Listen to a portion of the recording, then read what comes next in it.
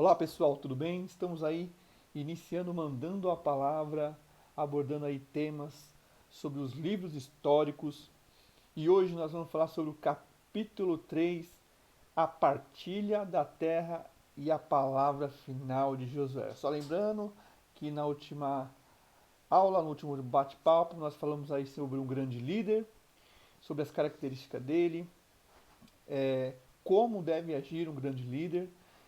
Então hoje nós vamos avançar aí. Vamos avançar aí Canaã adentro e vamos abordar o tema aí sobre a divisão das terras. Só não esquece também de dar um like, compartilhar esse vídeo, se inscrever no canal, acionar aí o sininho para que possa aí alcançar aí muitas pessoas. Faz essa aí para Deus ver, tá bom? Vamos lá então, iniciando aí esse bate-papo. Espero que você goste. Se tiver alguma dúvida, alguma coisa aí que ficou no ar, que você vem está enviando aí uma mensagem, envie aí nos comentários, que a sua dúvida é dúvida dos outros também.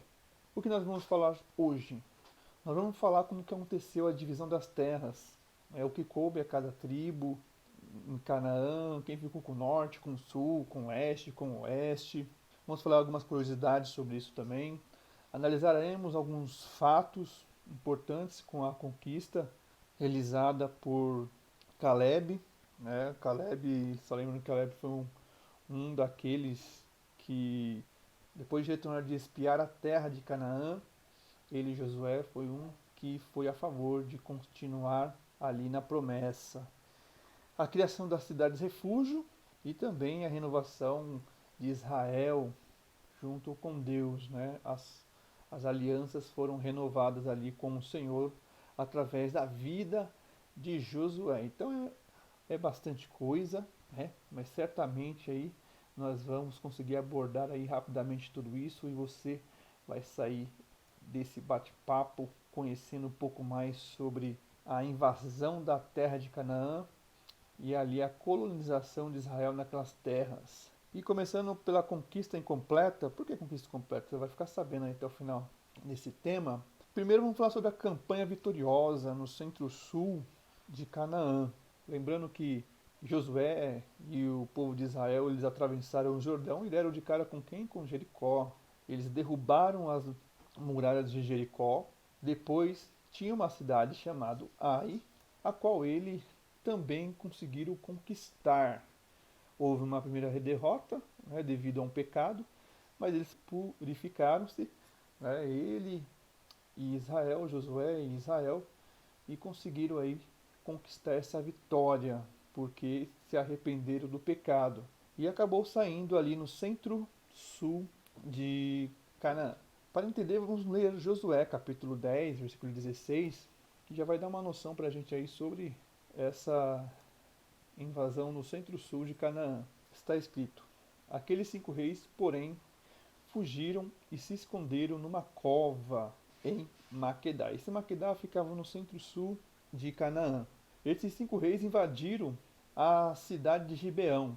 E lembrando, a última aula, quem morava em Gibeão eram os gibeonitas. E esses, né, alguns líderes ali de Gibeão, foram fazer um acordo com Josué. Mas os gibeonitas utilizaram de artimanha, de astúcia, conseguiram omitir algumas informações para Josué sobre a localidade da cidade, de onde eles vieram, e Josué acabou fazendo uma aliança com os gibeonitas. Mal Josué sabia que os gibeonitas eram vizinho de Jericó, vizinho da cidade de Ai. Então, esses 5 reis ficaram sabendo dessa aliança que Josué fez com os gibeonitas e começaram a invadir a região de Gibeão. Com isso, os gibeonitas ficaram com medo e foram chamar a Josué. Eles sabiam que não conseguiriam derrotar esses 5 reis e precisavam de ajuda. Eles tiveram humildade suficiente para saber que eles não conseguiriam resistir a esses 5 reis e foram buscar a Josué. Josué, com seu histórico de vitória, eles, sabendo disso, desse histórico de vitória de Josué, pediram ajuda para Josué. Josué a qual fez essa aliança com os gibeonitas, ele cumpriu a sua palavra. Ele não negou a ajuda, ele não quebrou a sua aliança, ele cumpriu a sua palavra, como Jesus Cristo, ele acaba nos ensinando sobre isso, que a nossa palavra, a palavra de um crente, de um cristão, deve ser se sim ou não. O resto é procedência maligna. Então Josué, com um caráter de Deus, um caráter divino, ele exerce ali o teu acordo, cumprindo a tua palavra, e consegue ajudar os gibeonitas. E ali, nesta batalha, ele precisava de mais tempo para vencer esta batalha. Ele precisava que o dia se prolongasse, que a noite não caísse. E ele acabou clamando ao Senhor para que isso acontecesse, para que o dia se prolongasse. E diz na palavra do Senhor que o sol parou. Eu falei um pouco sobre isso na última aula, até expliquei a questão de ciência sobre a Bíblia. A Bíblia não é um tratado científico, eu expliquei isso, então dá uma olhadinha na última aula, você vai entender mais um pouco. Mas resumindo a situação para agora, Deus para o sol, prolonga o dia e Deus dá a vitória na mão de Josué. Consegue vencer os 5 reis. E esses 5 reis, vendo que estavam perdendo a batalha, correram para esta cova, para esta caverna. Josué vai e tampa esta caverna, põe uma pedra nesta caverna, impedindo os 5 reis fugirem. Enquanto os 5 reis estavam ali dentro, Josué e seu exército conquistaram as regiões pertencentes a esses 5 reis. Depois que eles conseguiram capturar, derrotar todo esse exército, ele foi lá e abriu a cova, abriu esta caverna, tirou os 5 reis de lá e matou os 5 reis. Deus deu a vitória para Josué e Josué conseguiu salvar os gibeonitas. E sobre os gibeonitas, precisa assistir à última aula. Bem, então Deus deu essa vitória no Centro-Sul para Israel. Foi uma grande vitória. E depois do Centro-Sul, eles partiram para o Sul, propriamente dito, como está escrito em Josué capítulo 10, versículo 29. Então Josué e todo Israel com ele passou de Maquedá a Líbina e pelejou contra ela. Vou até estender um pouquinho mais a leitura. Diz assim: E o Senhor a deu nas mãos de Israel, e ela e ao seu rei, e feriu a espada, ela e todos os que neles estavam, sem deixar nem sequer um. Fez ao seu rei como fizera ao rei de Jericó. Como está escrito na palavra, nessa descrição, Josué fez a mesma coisa, tinha realizado em Jericó. Ele agiu da mesma forma, ele destruiu toda a cidade, acabou com tudo que tinha ali, ou seja, eles não ficaram com nenhum despojo de guerra ou nenhum despojo militar. E também matou ao rei ali que tinha poder sobre o sul de Canaã. Fez a mesma coisa que fez com o rei de Jericó. Não poupou a vida.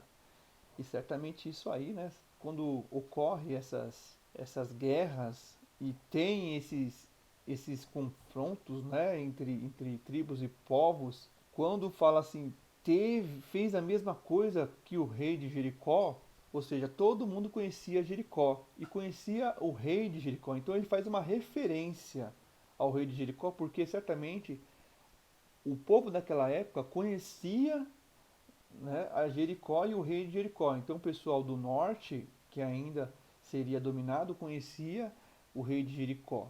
Então Josué ele faz essa menção: eu matei ao rei do sul, conforme fiz com o rei de Jericó. É por isso que ele faz essa referência. Então eles conquistam o sul, com mão poderosa. Deus dá essa vitória. Depois eu vou mostrar no mapa como foi essa conquista. Então eles conseguem conquistar o centro-sul e o sul. E fica o norte. Em Josué capítulo 11, versículo 9 ao 13, está escrito: Fez-lhe Josué como o Senhor lhe dissera. Os seus cavalos jarretou e os seus carros queimou. Nesse mesmo tempo voltou Josué, tomou Hazor e feriu a espada o seu rei, porquanto Razor dantes era a capital de todos estes reinos. A todos os que nele estavam feriram a espada e totalmente os destruíram, e ninguém sobreviveu. E Razor queimou. Josué tomou todas as cidades desses reis, e também a eles, e os feriu a espada, destruindo-os totalmente, como ordenara Moisés, servo do Senhor. Então, somente não queimaram os israelitas as cidades que estavam sobre os outeiros, exceto Razor, a qual Josué queimou. Então existe uma grande curiosidade, eu falei isso na primeira aula, que acontecia com as regiões ali de Canaã e as cidades-estados. Quando eles se sentiam ameaçados, eles se juntavam. Eles se juntavam como um povo só. Por mais que eram cidades, estados, cada um no seu quadrado, quando vinha um inimigo de fora, quando vinham algum tipo de ataque de alguma nação, eles se juntavam como uma só nação, como somente um povo. Então, os heteus, os jebuseus se juntavam só como uma nação, faziam uma aliança, uma coalizão para enfrentar o inimigo. E isso estava acontecendo, né, neste momento, quando Josué invade Canaã. Eles perceberam que Josué estava dominando tudo, eles se ajuntaram.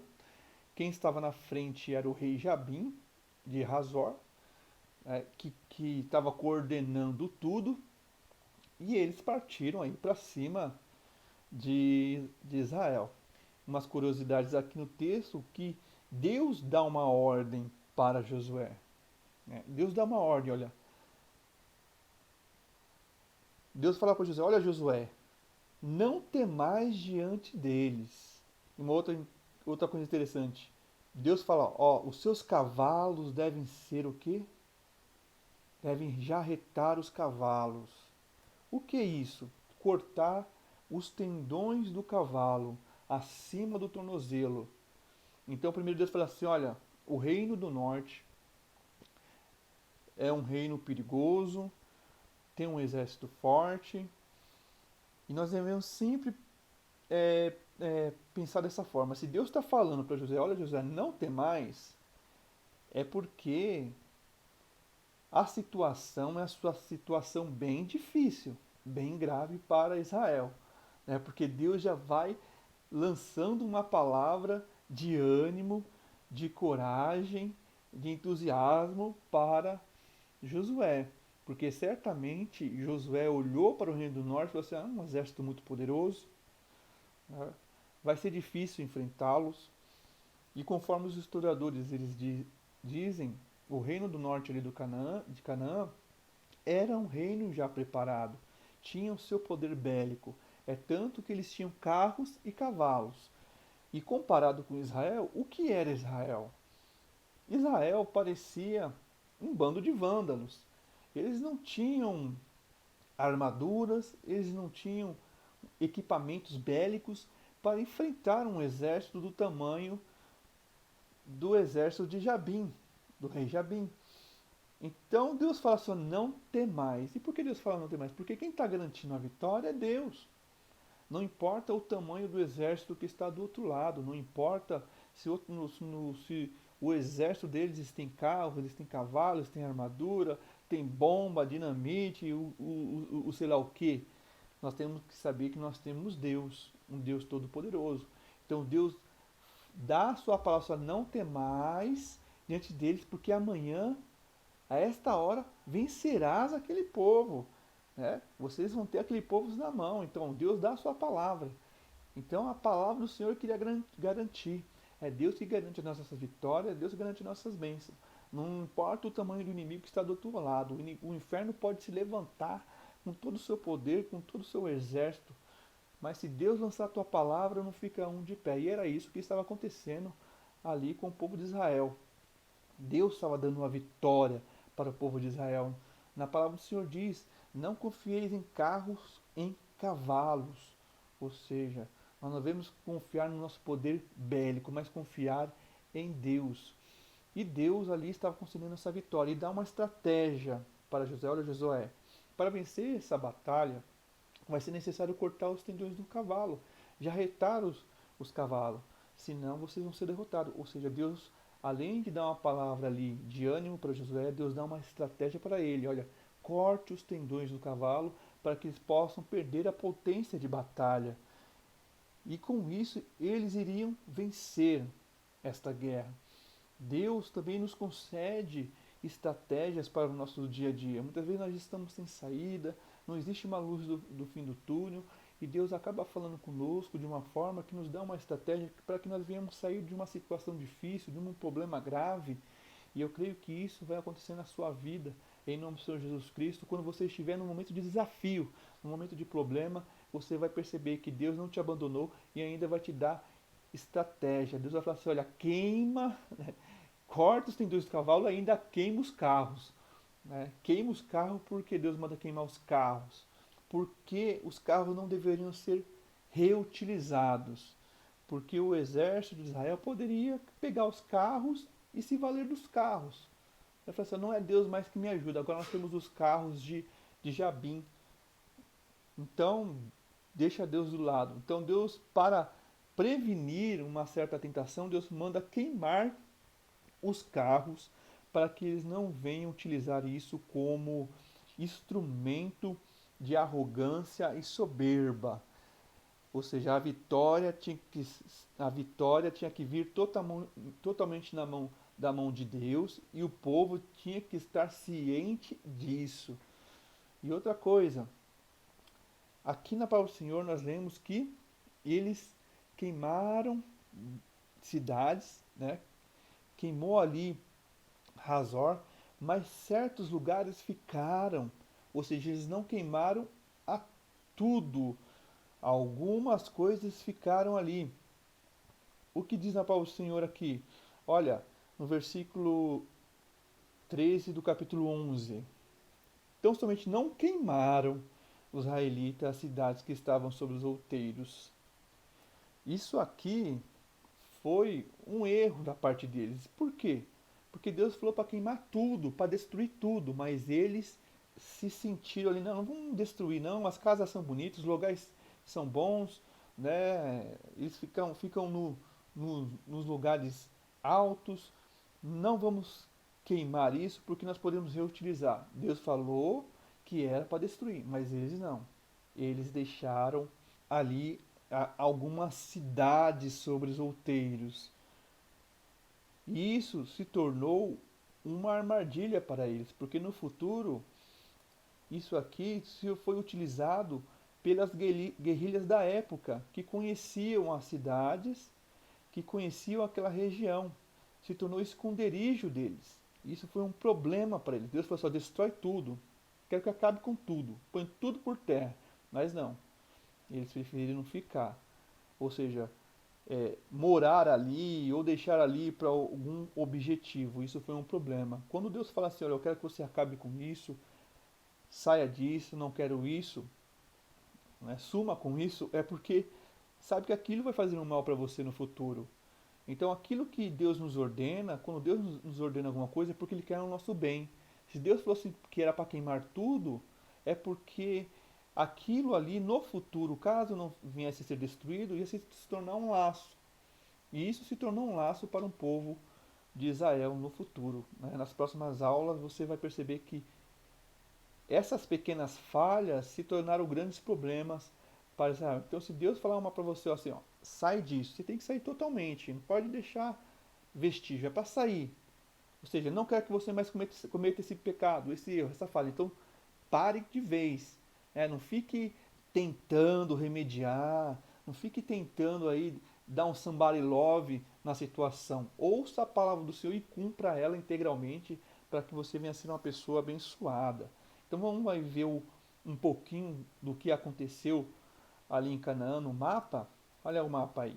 Então primeiro eles entraram em Canaã, né? Aqui. Entraram em Canaã através ali do Rio Jordão, atravessaram o Rio Jordão e deram de cara com Jericó. Era a primeira cidade. Olha que desafio tremendo que Israel teve. Porque depois de passar o Rio Jordão, eles já deram de cara com Jericó, né? Uma grande muralha. E Deus deu a vitória. Depois vieram os 5 reis, né, contra Gibeão. E o que aconteceu? Deus deu a vitória para Josué. Né? Aqui os reinos, os 5 reinos, Deus consegue essa vitória.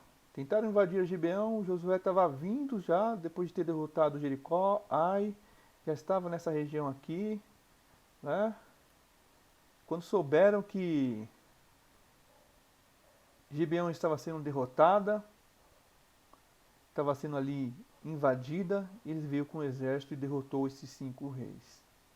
Depois ele desceu e foi derrotando até conquistar toda a parte sul, toda essa região, né? Até Gaza.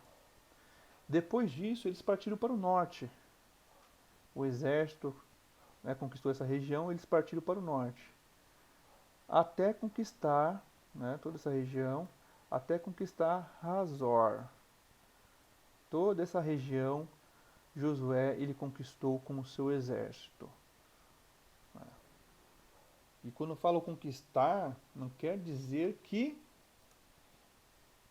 eles terminaram o serviço. Eles não terminaram o serviço. Tinha muito o que fazer. Quando fala que Josué e seu exército, eles conquistaram, invadiram algumas cidades, não quer dizer que todos os cananeus já estavam fora ali daquela região. Ainda existia muita coisa para fazer, existiam ainda muitas cidades para que eles pudessem aí derrotar. E o que acontecia? Josué já estava ficando velho, Josué já estava avançado em idade. Se nós vamos fazer um cálculo aí de idade, ele estava já mais aí batendo seus 80, 90 anos. Ele estava avançado de idade, como está escrito em Josué capítulo 13, versículo 1. Era Josué, porém, já idoso, entrando em dias, e disse-lhe o Senhor: já está velho, entrando em dias, e ainda muitíssima terra ficou para se possuir. Então, Josué estava idoso. E aí vem a palavra do Senhor para Josué: Josué, você está velho, entrando em dias, e ainda muitíssima terra ficou para se possuir. O trabalho ainda era muito. E Josué não tinha mais condições de ficar à frente do exército. Olha que situação.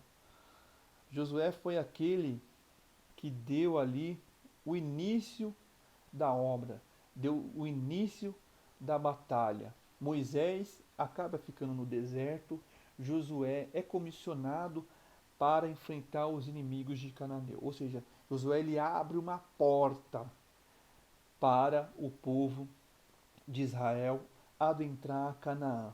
Vence várias batalhas, duras batalhas na frente de Israel. Mas chegou um momento que ele começou a envelhecer. Ele não tinha mais poder de batalha. Ele não tinha mais força para enfrentar, força física para enfrentar os seus inimigos. Porque a idade bateu. E Deus chega para ele e fala: olha, Josué, já está velho e entrando em dias.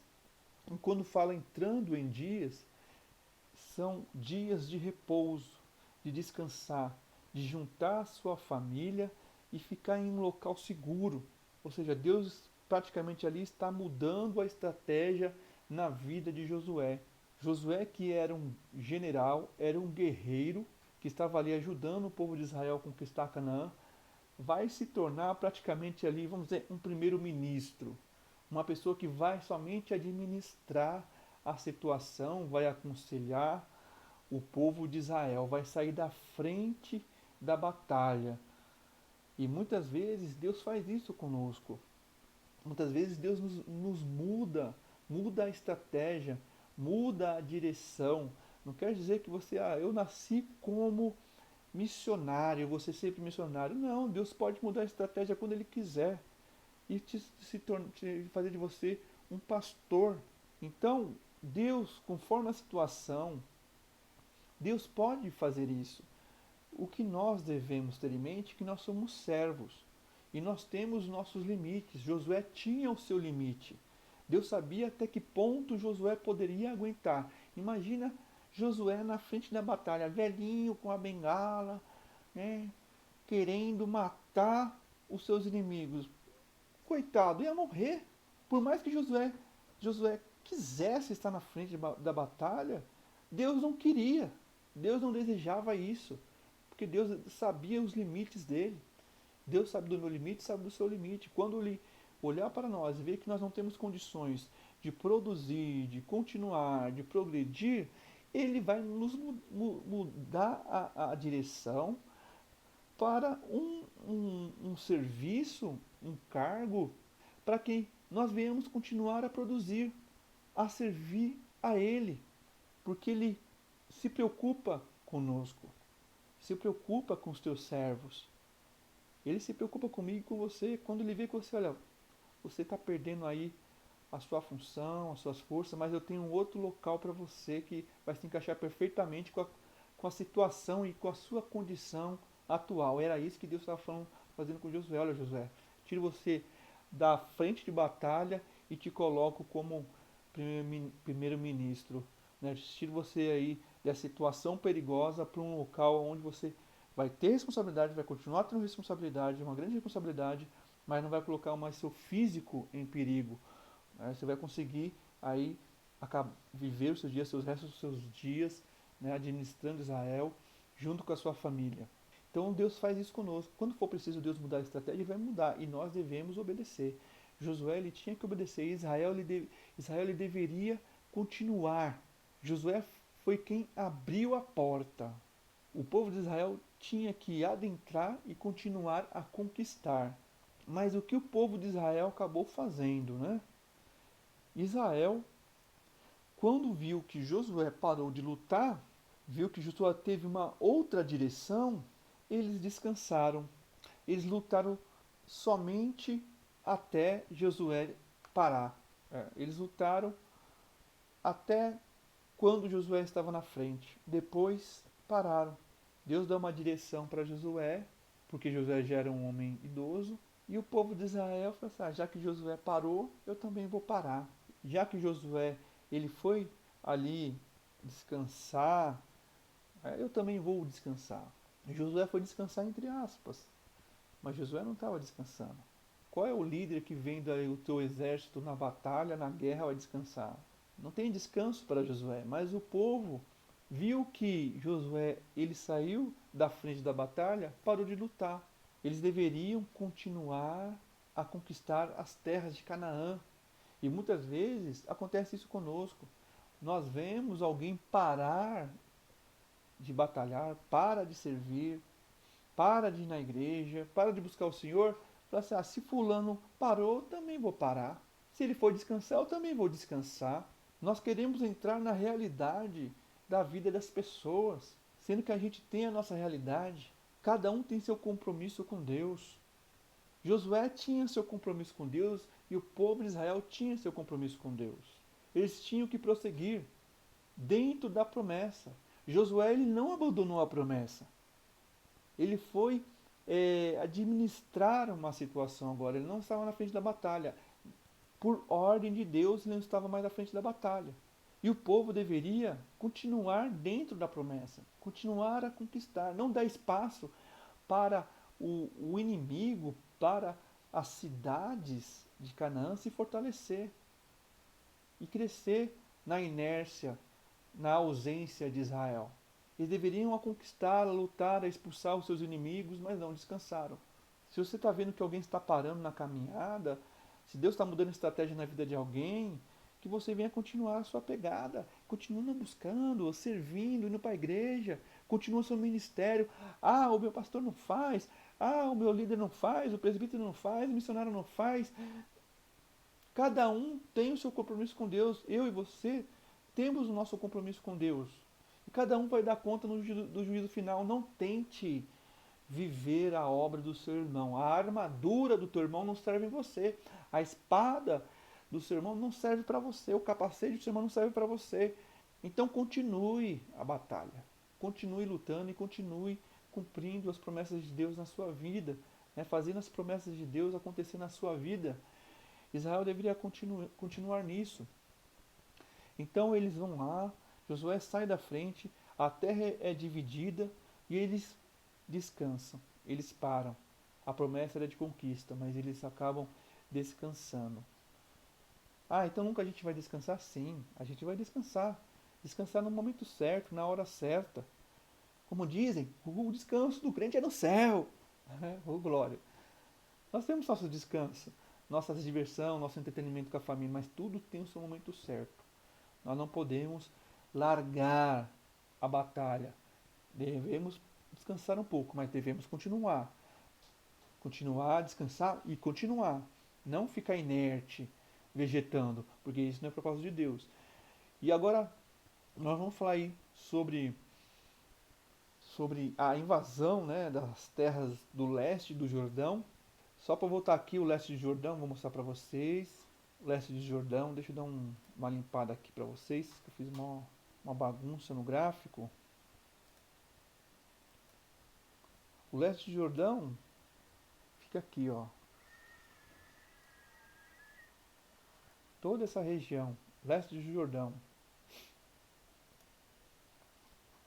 Agora, Israel teria, né, que ocupar aquelas regiões ao leste do Jordão. E essas regiões têm uma característica importante, né, para o povo de Israel. Fica ali a Transjordânia, a região da Transjordânia. Aquele lugar ali é um lugar fértil, as terras são muito grandes, ou seja, quando eles foram para aquela região, você percebe que não tem cordilheiras, não tem montanhas. Então, era tudo limpo. Os limites daquela terra batiam no deserto. Então, eram muito grandes as terras. Era uma vantagem e tinha suas desvantagens, o qual eu vou dizer. E quem ficou naquelas regiões? Era a tribo de Ruben, de Gade e a metade da tribo de Manassés. Então, aquelas terras existiam barreiras naturais. Quais eram as barreiras naturais? Eram as montanhas e o Rio Jordão. Vou mostrar aí para você, ó. Rio Jordão atravessava essa região e tinha as montanhas. E qual era o grande problema nisso? Vamos ver uns problemas que tinham. O primeiro problema era a exposição aos seus inimigos. Como esse local aqui era imenso, era enorme, não tinha nenhum tipo de barreira desse lado aqui, qualquer ataque seria livre. Qualquer ação do inimigo teria acesso ao povo de Gade, de Rubens e de Manassés. Ficaria muito fácil de acessar essas terras. O inimigo ia adentrar aqui com maior facilidade. Então, por mais que é uma grande terra, terra abençoada, tem bastante espaço, mas tem um porém. Não existe barreiras naturais do outro lado, está aberto para o deserto. E os beduínos, quem são os beduínos? São povos que ficam migrando de um lado para o outro, são nômades. Então, se uma região é consumida por eles, acabam os recursos naturais, eles migram para uma outra região. E aí naquela outra região eles acabam com os recursos naturais, porque tem o gado, né, tem as pessoas. Então, a região ali é exaurida pelo consumo. Então eles vão migrando de um lado para o outro. E o grande perigo é chegar nessa região aqui do Rio Jordão. A região do Rio Jordão é uma região rica, né? Uma região boa, que eles poderiam acessar quando eles quisessem. E eles teriam aí que guardar, Gade, Ruben e Manassés guardar contra esses beduínos dessa região. Ou seja, eles teriam que evoluir, eles teriam que crescer como povo, não socialmente, mas também militarmente, para que pudesse proteger essa região. E nós devemos evoluir desta forma. Se nós temos uma terra boa, lugares bons, família boa, uma mulher boa, um marido bom, filhos, nós devemos evoluir para poder guardar os nossos bens, os nossos entes. Nós não devemos dar mole para o inimigo, porque o inimigo ele veio para matar, roubar e destruir. Quando fala matar, roubar e destruir, nossa mente espiritual é tudo que tem na nossa vida. E Gad, Manassés e Rubens deveriam evoluir como povo para que pudesse guardar as regiões a qual Deus deu para ele.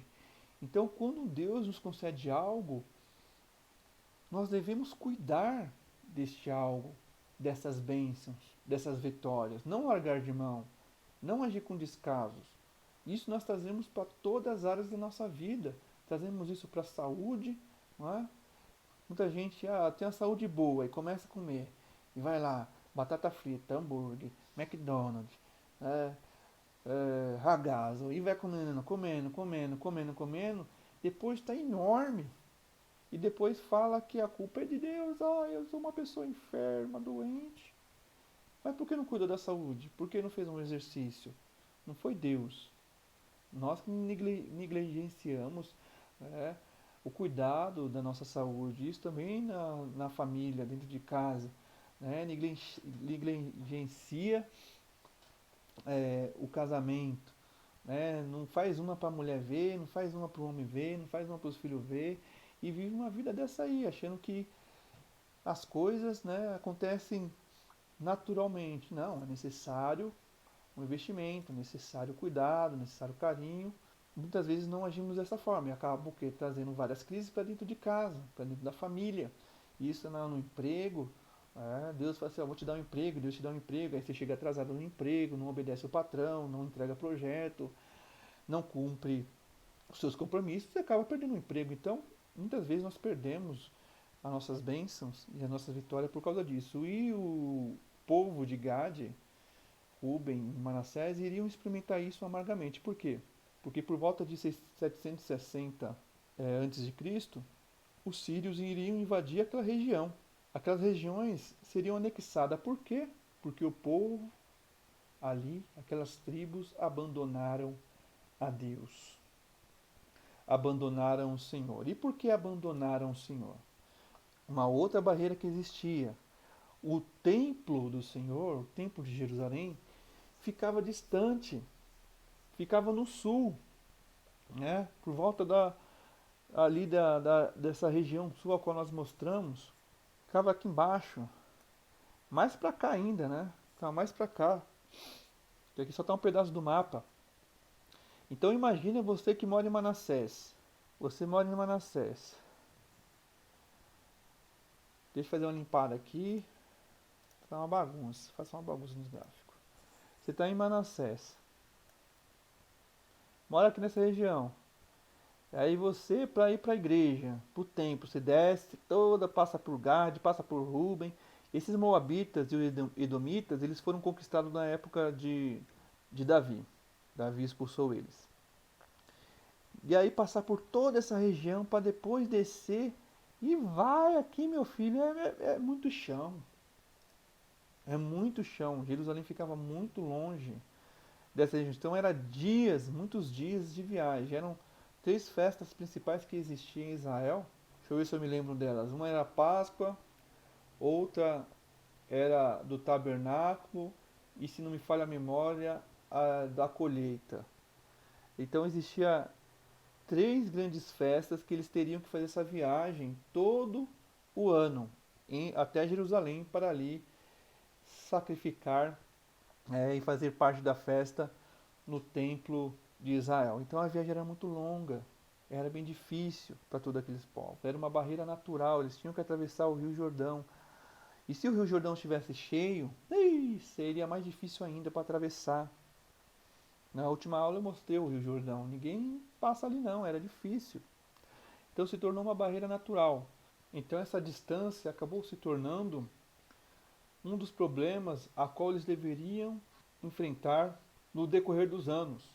Eles deveriam evoluir como sociedade, como um povo ali, uma tribo militar, nessas 3 tribos, e também espiritualmente.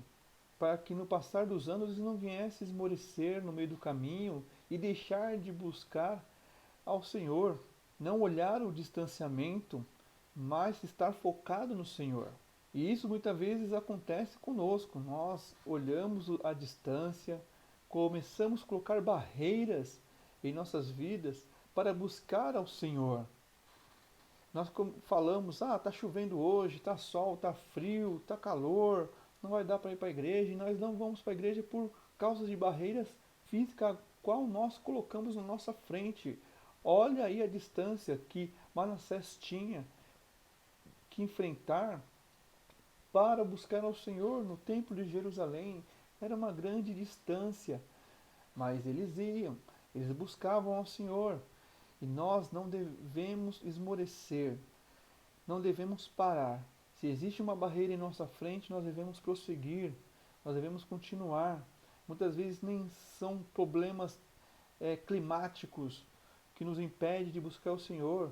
Muitas vezes é a falta de tempo. Nós falamos, eu não tenho tempo para isso, não tenho tempo para aquilo, não tenho tempo para ir para a igreja. Sendo que se nós pegarmos os nossos dias e começar a planejar o nosso tempo, nós vamos sim encontrar um tempo para o Senhor, para buscar ao Senhor. Ou nós colocamos a culpa no marido, ou colocamos a culpa na esposa, colocamos a culpa nos filhos. E isso tudo se torna uma barreira para buscar ao Senhor. Se teu espiritual não vai bem, o teu material também não vai bem, a tua família não vai bem, a tua saúde não vai bem. Então é necessário que você busque ao Senhor e deixe de ficar colocando barreiras na sua frente para buscar a Deus. Agora vamos falar sobre Caleb.